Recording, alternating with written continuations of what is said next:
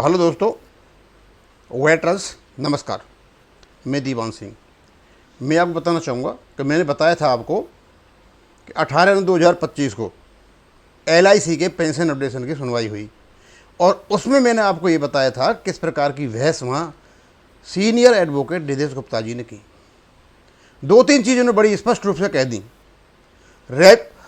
Regulation पर जोड़ दिया और ये बात उन्होंने कह दी कि जो पेंशन की जो फंड की जो बातें होती हैं, इनसफिशिएंसी फंड, उनकी उन्होंने धज्जियाँ उड़ा करके रख दी। उन्होंने स्पष्ट कहा कि जो रेगुलेशन है LIC का, उसमें फंड का प्रावधान अरेंजमेंट केवल और केवल LIC करेगी, जैसा कि हमारे रेगुलेशन में है। अब इन सब चीज़ों को देखते हुए ऐसा लगता है कि जो निदेश गुप्ता जी ने बहस की, आर्गूमेंट किया कि हमारा पेंशन अपडेशन का केस केवल और केवल जानबूझ करके अपने रेगुलेशन से इधर उधर घुमाने का काम यूनियंस ने किया। यानी हमारे पास पेंशन रेगुलेशन होने के बावजूद भी RBI लाइन पे दे दो, सेंट्रल गवर्नमेंट के अनुसार दे दो, हमें ये दे दो, जैसे भीख मांग रहे हों। लेकिन निदेश गुप्ता जी ने जब इसकी बहस की तो बात की उन्होंने केवल और केवल LIC के पेंशन रेगुलेशन की, इधर उधर भटके ही नहीं वो। और उस भटकाव होने के कारण अब उसमें क्या हुआ, 24 तारीख को सुनवाई होती है। उस 24 तारीख को सुनवाई आया तो उनका कहते हैं कि the matter came up before the bench headed by honourable justices JK Maheshwari and Vijay Bishnoi at 2:30 PM। 2:30 बजे इनका नंबर आया, यानी इनका जो नंबर था 7-8 नंबर पर था, 2:30 बजे नंबर आया। अब और senior counsel LIC senior counsel Rajneet Kumar was present, वो भी वहाँ पर थे। The bench wanted to hear the matter continuously and hence suggested to जो आया था इनका, तो हमारे जो उनको बोला कि भैया इसको जल्दी जल्दी आप मतलब क्या नाम है वो कीजिए। इनके भी 2:30 पर क्या थे, इनके भी सीनियर काउंसिल जहाँ श्री संजय हेगड़े भी थे, AOR एडवोकेट राम बाबू भी थे, लीगल एडवाइजर रविशंकर भी थे, और LIC के जो सीनियर काउंसिल थे कौन, रजनीत कुमार, वो चाहते थे क्या, द कोर्ट इंडिकेट, वो ये चाहते थे कि उन्होंने बोला कि अभी हम क्या नाम है वो नहीं कर सकते, बहस नहीं कर रहे, और वो चाहते हैं कि इस डेट इसकी 15 तारीख दे दी जाए, अक्टूबर की 15 तारीख दे जाए। लेकिन कोर्ट माना नहीं और कोर्ट ने बोल दिया भैया नहीं, इसकी कंटिन्यूस होगी और 8 और 9 अक्टूबर को इसकी सुनवाई होगी। और the court indicated that they desire not to prolong the case, suggested petitioner to complete their argument on it. स्पष्ट बोल दिया कि अपना 8 और 9 अक्टूबर को आप अपने आर्गूमेंट कंप्लीट कीजिए।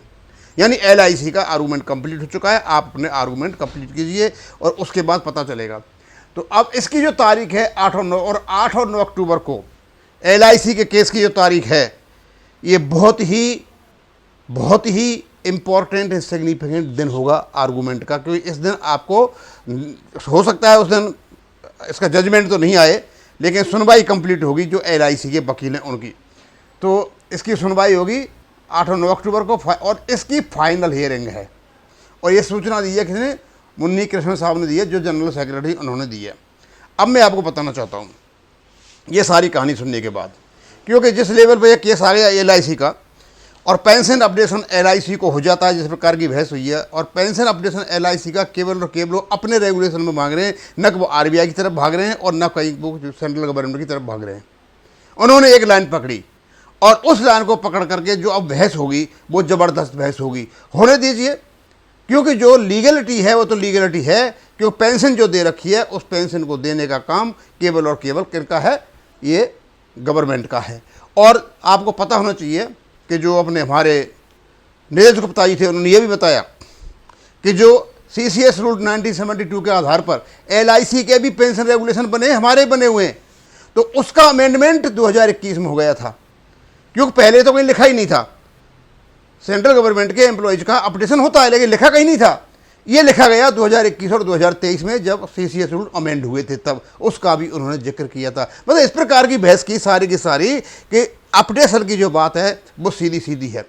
अब मुझे तो उनका पढ़ा नहीं है, लेकिन उन्होंने ये ज़रूर बताया कि जिस पेंशन रेगुलेशन को लेकर के जिनके CMD और चेयरमैन को अपडेशन होता है, उनके कर्मचारियों का नहीं होता। ये बड़ा ज़बरदस्त पॉइंट, इसको भी लेकर के क्या नाम है निदेश गुप्ता जी आगे थे।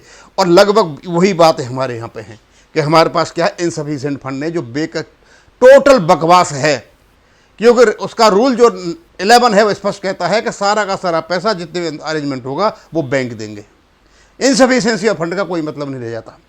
ये कहते हैं पेंशन अपडेशन नहीं है, 35/1 में पेंशन अपडेशन है। और हमारा तो रेगुलेशन बहुत सशक्त है, बहुत सशक्त है। और अभी मैं बताऊंगा, 2-4 दिन में डालूंगा मैं, आंध्र प्रदेश से जो बैंक के कर्मचारी हैं उन्होंने कोई लेटर लिखा है किसी एमपी को, और ये जो संगठन है AIBRF से संबंधित है। और AIBRF ये चमचे हैं किसके, वेंकटाचलम के।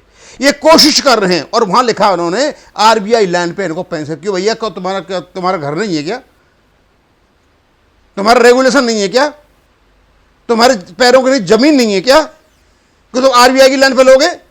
क्यों तुम सेंट्रल गवर्नमेंट के उस पर लोगे, क्यों RBI की लैंड पे लोगे? तुम्हारा जब रेगुलेशन है, सशक्त रेगुलेशन है, उसकी बातें क्यों नहीं करते हो? पता है उसकी जब तुम बात करोगे तो स्वाभाविक सी बात है कि वेंकटाचलम जी नाराज होंगे, और वेंकटाचलम नाराज हो जाएगा तो IBA नाराज हो जाएगा।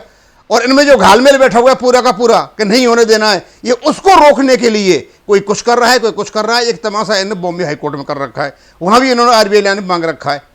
और क्या नाम है, इन सभी से फंड की बात कर रहे हैं, कॉर्पस है, कॉर्पस है। ये जो फालतू की बकवास कर करके अपडेशन को रोका ना, ये सारी की सारी हमारी यूनियंस का ही काम है और किसी का काम नहीं है। अब हम तो आशा करते हैं कि पेंशन अपडेशन LIC का होता है, तो पेंशन अपडेशन बैंकों का कोई नहीं रोक सकता, और वो भी 1995 से। ये केवल अब तो इसमें लगे हुए हैं कैसे भी करके 1995 से कहीं पेंशन अपडेट नहीं हो जाए, इनको बहुत बड़ा पैसा देना पड़ जाएगा। इसलिए RBI लाइन की बात करते हैं, कभी किसी की बात करते हैं, कभी किसी की बात करते हैं, कभी किसी की बात करते हैं। अब इसको मैं यहीं ख़त्म करूँगा, क्योंकि अब तो कोई ख़ास चीज़ नहीं है। इतना ही बताना। थैंक यू, धन्यवाद।